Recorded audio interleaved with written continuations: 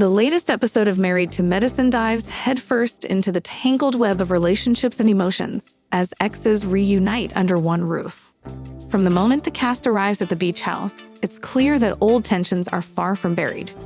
Dr. Toya, known for her composed demeanor, finds herself navigating a volatile situation involving her ex-husband, Dr. Heavenly Kimes, and his new fiancée, Cece. While Dr. Toya tries to maintain her poise, the presence of her former spouse stirs up unresolved feelings, making it difficult for her to fully enjoy the trip. Meanwhile, Simone Boyce is caught in an emotional whirlwind as she faces off against her ex-boyfriend, Marcus, who has unexpectedly shown up with his new girlfriend in tow. Tensions rise quickly, leading to a dramatic confrontation that leaves everyone on edge. As the night progresses, alliances shift and old wounds resurface.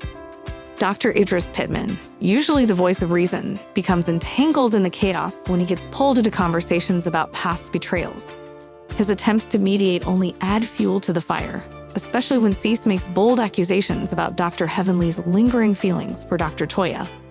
With tempers flaring and secrets threatening to spill, the group struggles to find common ground. The atmosphere remains charged throughout the evening, setting the stage for even more explosive moments ahead. As the evening unfolds, the tension between the cast members escalates beyond mere discomfort. Dr. Toya tries to keep her composure, but every interaction with Dr. Heavenly feels like walking on eggshells. Their exchanges, though civil on the surface, carry an unmistakable undercurrent of resentment. When Cece interjects with biting remarks, questioning Dr. Toya's motives for attending the trip, the air thickens with unspoken history. Simone, still reeling from her own emotional turmoil, watches the exchange unfold, visibly unsettled by the parallels between Dr. Toya's situation and her own recent heartbreak. Meanwhile, Dr. Idris finds himself playing mediator once again, attempting to diffuse the situation before it spirals out of control. However, his diplomatic approach only seems to irritate those involved further, particularly Cece, who accuses him of taking sides. The friction isn't limited to just these three. Dr. Heavenly, typically unbothered by drama, appears unusually tense, caught between his current relationship and the complexities of his past. Even the other guests struggle to find their footing, unsure whether to intervene or simply observe the unfolding chaos. As drinks flow and emotions intensify, it becomes increasingly clear that this gathering may be less about reconnecting and more about confronting ghosts that refuse to stay buried. As the night wears on, the tension reaches a boiling point when Cece drops a bombshell she claims Dr. Heavenly has been secretly communicating with Dr. Toya behind her back. The accusation hangs heavily in the air, drawing shocked reactions from the group. Dr. Toya, visibly stunned, denies the claim, but her hesitation gives Cece just enough ammunition to press further. "You know what they say about silence?" she quips, her tone laced with venom. Dr. Heavenly, clearly frustrated, insists that there's nothing to the allegations, but his defensive body language speaks volumes. Simone, still grappling with her own issues, seizes the opportunity to deflect attention away from herself. "This is exactly why I don't do relationships," she mutters, shaking her head as if the entire situation confirms her worst fears. Dr. Idris, ever the pragmatist, urges everyone to take a step back, but his attempt at mediation only fuels Cece's frustration. "You always try to smooth things over, Idris," she snaps. But sometimes people need to face the truth. Her words hang in the air, forcing the group to confront the reality that some wounds run deeper than anyone is willing to admit. For over a decade, the Roloff family has captivated audiences with their reality series Little People, Big World, which follows their lives on a farm in Oregon. The show initially focused on parents Matt and Amy Roloff, both of whom have dwarfism due to a condition called achondroplasia. However, as time passed, the spotlight shifted to their four adult children: Jeremy, Molly, Jacob, and the youngest, Tori Roloff. Tori Roloff, who has also become a successful entrepreneur and influencer, married Zach Roloff in 2017, and together they've built a life filled with love, adventure, and public visibility. But behind the picturesque moments shared on social media and the TV show, Tori and Zach have faced challenges that most parents never anticipate, specifically the reality that their two sons may inherit the same genetic condition that affects both of their families.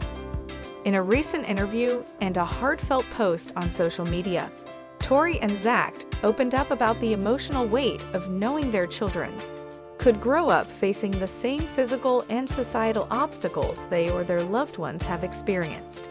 It's a conversation that many couples with dwarfism grapple with, but one that is rarely spoken about so openly in mainstream media. While Tori and Zach are not genetically predisposed to achondroplasia, Tori inherited it from her parents. While Zach does not carry the gene, their children still face a chance of being born with some form of dwarfism. This possibility stems from Tori's own genetics. Because she has achondroplasia, there is a statistical probability that her children could inherit either achondroplasia or another type of dwarfism, depending on various factors. This reality came into sharp focus when Tori and Zach welcomed their first son, Jackson, in 2018. From the beginning, he was closely monitored by doctors, especially since Tori had a high-risk pregnancy due to complications related to her stature.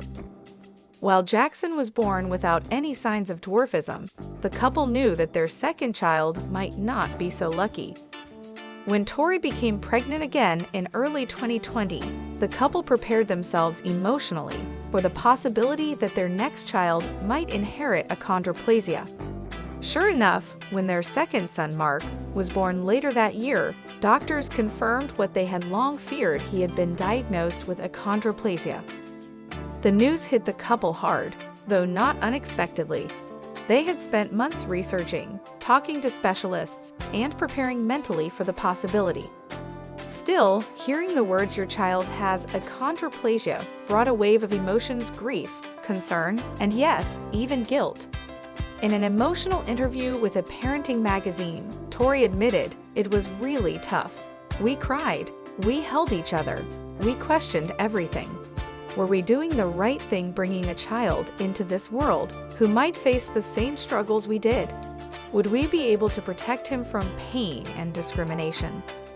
Zach echoed those sentiments. "We wanted our kids to have the best possible start in life. And when you know your child will face extra challenges, it's heartbreaking. But we also knew we couldn't change the way he was made. Our job is to love him unconditionally and give him every opportunity to thrive."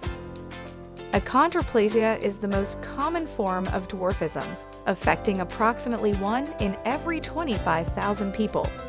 It results in shorter limbs and a smaller stature, but generally does not affect cognitive development or lifespan.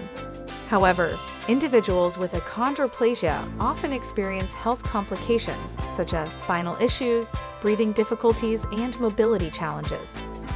Because Tori has achondroplasia and Zach does not, their children have a 50% chance of inheriting the condition. If a child inherits only one copy of the gene from Tori, they will have achondroplasia. If they inherit 2 copies, which is rare and typically only occurs when both parents have achondroplasia, the condition can be lethal at birth, a scenario that Tori and Zach were acutely aware of during the pregnancy. Thankfully, Mark inherited only 1 copy of the gene, meaning he will live with achondroplasia, but not face the more severe risks associated with double inheritance. Still, the diagnosis meant that their son would likely face surgeries, therapy, and ongoing medical care throughout his childhood.